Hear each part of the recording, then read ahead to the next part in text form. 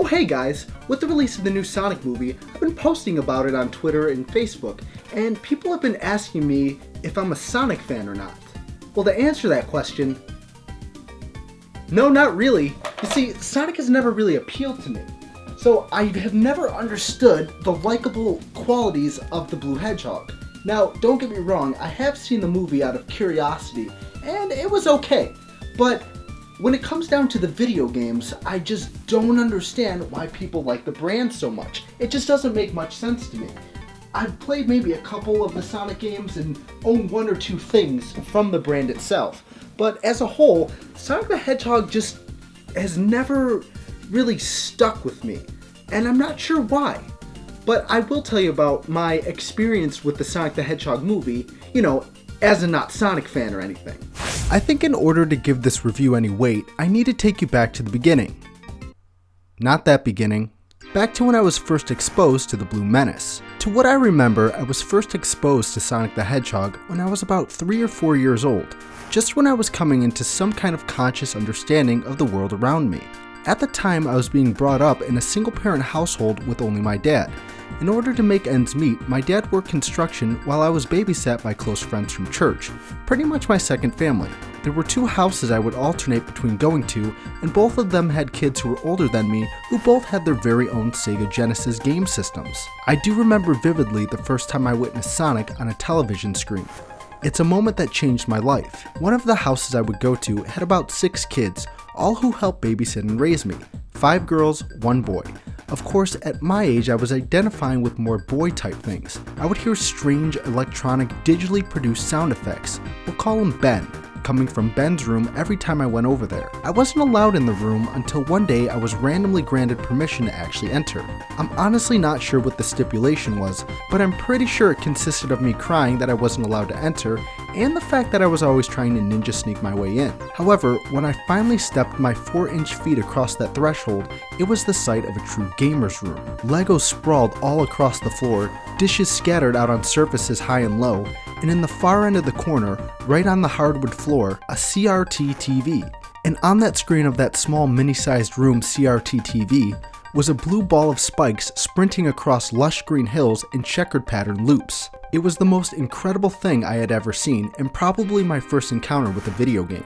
I remember staring for hours watching Ben play this game, watching this strange world open up into new levels, and seeing all the different things each zone had to offer took me for my own loop-de-loop. Despite not actually existing in the game, the adventure of the game existed in me, and arguably hasn't left to this day. Fast forward to when I was finally given my first Sega Genesis system about a year or 2 later, and with it was Sonic 1 and 2. Sonic 1 used to always scare the shit out of me for some reason. Something about it felt incredibly realistic. I always thought Sonic was going to jump out from the opening sequence of Sonic 1 and eat me or stab me to death. It was a bit unsettling as a kid, but for some reason ended up being my favorite Sonic game out of all the ones that came out for the Genesis. Even to this day, something about it speaks to me. As I grew older, I collected every Sonic game and every piece of merch I could get my hands on. I just couldn't get enough of the blue blur. From Sonic 1 in 1991 to Sonic 06 in 2006, those were the golden years of Sonic for me. Everything else after Sonic 06 kinda went downhill in terms of the magic it brought my inner self. Now don't get me wrong, Sonic Unleashed and Sonic Generations are S tier for me in terms of gameplay, but for many reasons the modern games lost that spark, that identity of what I thought Sonic to be growing up. But really, since Sonic 06, Sonic has gone through what fans like to call an identity crisis. The cool and cocky attitude Sonic had in the 90s isn't the same Sonic in games like Sonic Colors or Sonic Forces. And with Sonic sprawled across so much media from video games to TV shows to comics, there really isn't a set identity for Sonic or really a set canon to the series. With that said, after the lore of the Sonic video games was basically thrown in the trash when Sonic 06 came out, I still bought and played every new Sonic game that came out. To this day, I pretty much own every Sonic game, with of course the exception of a few. There are Sonic games that I love, and there are Sonic games that I actually hate. And while I accepted Sonic's inconsistencies in terms of story, in terms of gameplay, and in terms of overall character integrity, I held on to a spark of light that Sonic would return to, and I quote, being good again. I've been very critical of every new Sonic game and piece of media that has emerged from Sega's blue flagship IP in the modern era. Sonic Boom was another recent reboot of the Sonic series that didn't really sit well with me. It honestly felt like a mockery of the series. but I understand that each version of Sonic has its audience, or is supposed to anyhow. It is more of a kids brand anyway, so it does make sense for the keepers of the IP to keep it fresh, new, and exciting for the next generation that comes along. The Sonic I grew up with won't be the same Sonic my kids grow up with, if it's still running by then. And while I don't think the more recent Sonic games have done a good job of appealing to too many people, I can say that I believe the Sonic movie hits the ball right out of the park with this. Being a die-hard Sonic fan since I gained consciousness as a 3-year-old in 1997, having experienced the incredible transition from 2D to 3D in 1998, having experienced both the golden age and dark ages of the Blue Hedgehog, and being pretty particular and opinionated on the series as a whole, I can tell you that I absolutely love the Sonic the Hedgehog movie.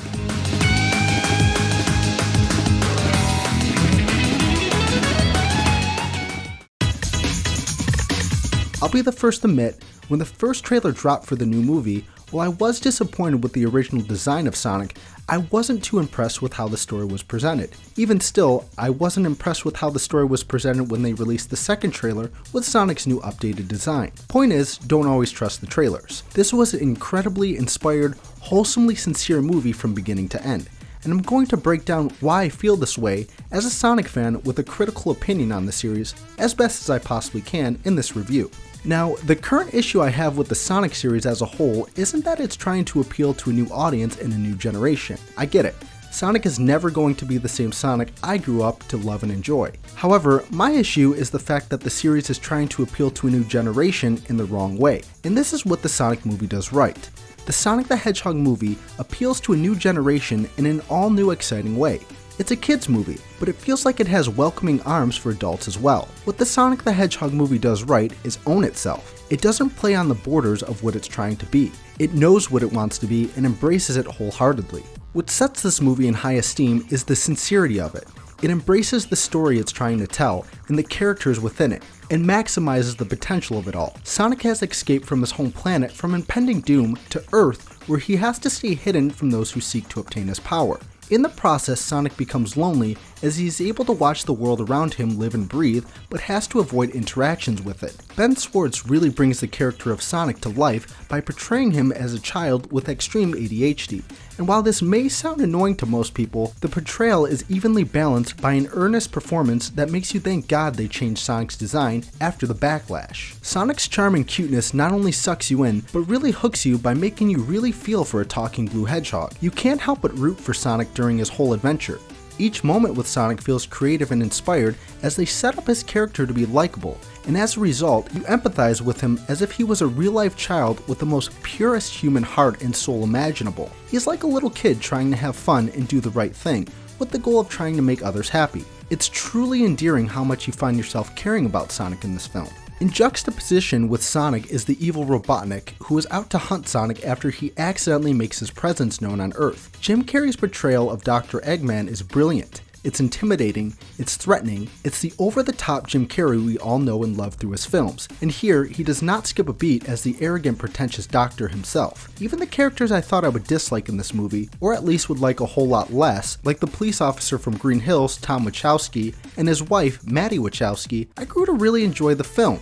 Their inclusion didn't feel forced, it didn't feel out of place, it felt like a story built around them, and overall, it worked. There wasn't a large cast or anything complicated about the movie.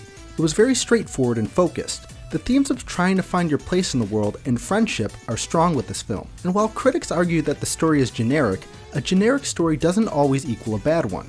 It's a simple story. A simple kid story that will undoubtedly bring a smile and a few laughs from your red face. Other than the lack of explanation of Sonic's world and his backstory, the film sets up the world seamlessly. What's particularly enticing about this film is that it takes place on Earth, our Earth, as in Earth today. There are lots of pop culture references, product placement, and references to areas and events that are relevant to us now. While some of it may not age well in the future, it does something psychological to the people watching it right now. While watching the film, it felt like it was taking place almost in real time, which feels like that's what it was intended to do, to feel like it was happening at the time of you breathing and watching the movie. In my opinion, I think they could have taken it a step further though. As I said before, the theme of friendship takes precedence in the film. While I'm not opposed to this, there was another theme that seemed to be bordering the wayside, the theme of nature and technology. Sonic has always been about machines and nature, and the direction of the film started to take that approach, particularly when Dr. Robotnik was introduced. Being that was a theme in the 90s within the Sonic series, I feel like the writers had an opportunity to make a statement about technology, being that it's so relevant to us now in 2020 than it ever was in the past. Throughout the film, Dr. Robotnik uses his machines to go after Sonic and his friends, and it's equally as ridiculous as the video games. However, here it feels like some of the machines and technology that Dr. Robotnik was using in the film could actually exist today. From drones with machine guns to vehicles that can be driven without actually being inside of them, it feels like we aren't too far away from this technology. One major criticism I had with this film was the fact that Sonic's ability to run at super fast speeds is referred to as his power. It's implied that it's a power that was given to him and not one he was naturally born with. And as I stated about wanting to see this movie take on themes of nature and technology, this idea that Sonic's power isn't his natural gift makes me shake my head a bit, as I believe there's lost potential to tell a story that's relevant and can be empowering for little kids growing up with technology today, that their inner unique qualities make them great, even if other kids treat them like otherworldly aliens, as Sonic is treated in the movie. I just felt like the film could have taken a step further in relating to children on this level, but it's not a deal breaker by any means. As I said before, Sonic has had a bit of an identity crisis in the video games, which are supposed to be in sequential order in canon. Well, in order to understand and appreciate the new Sonic the Hedgehog movie, you need to understand that this is a new Sonic in a new universe. It's a fresh start, a reboot. Everything you knew about Sonic before isn't necessarily tossed out the window, but seems to be repurposed to tell the story of Sonic the Hedgehog in 2020 America. The Sonic here may not be my favorite version of Sonic from Sonic Adventure 1 and 2, but he doesn't have to be. I think regardless of which era you grew up with Sonic, or what variant of Sonic you prefer, you will absolutely identify and cherish this version of Sonic. After watching the film, I can say with the utmost confidence that the design change of Sonic saved this movie. Without the design changes of Sonic, this movie probably would have flopped. And while I made a video talking about why the story matters over the design, I came to a realization that the design of Sonic in this film was incredibly tied to Sonic being a character you care about or not. His innocence, purity, and likableness come from the writing of Sonic's character, Ben Schwartz doing an amazing job at capturing the inflections and cadence of such a character, and finally, the overall design that makes Sonic look like a sweet and innocent soul. Without the trinity of these three components, the writing, the voice acting, and the look of Sonic, the film would have felt off and would probably not be as likable by the masses as it is right now. The visuals, including Sonic's design, were seamless throughout. From the awesome exploding visual effects to Sonic's appearance in the natural world, everything felt like it blended really well together.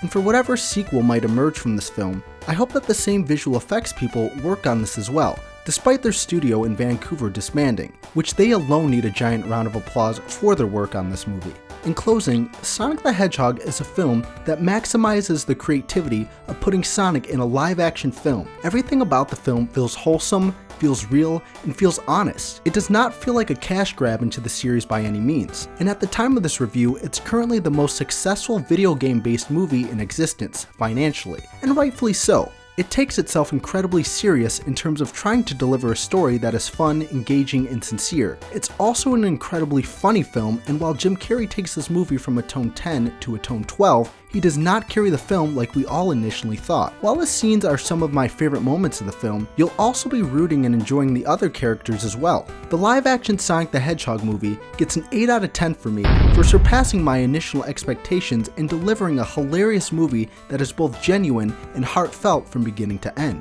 While it does have its flaws and a few minor things, you do have to suspend your disbelief being a kids movie and all if you're an adult watching. I highly recommend watching this whether you're a kid or an adult, as it's reminiscent of Star Wars in terms of the charm and smiles it brought the theater when I went to see it. You could feel the delight in the room as each joke landed a laugh, and the tense moments had people at the edge of their seats. I can't wait for the inevitable sequel. Thank you so much for watching this video. Depending on whatever platform you're viewing this, I hope you'll check out our other videos pertaining to Sonic and other nerd things we like to dive into. But until then, I'll see you guys in the next one. Peace out.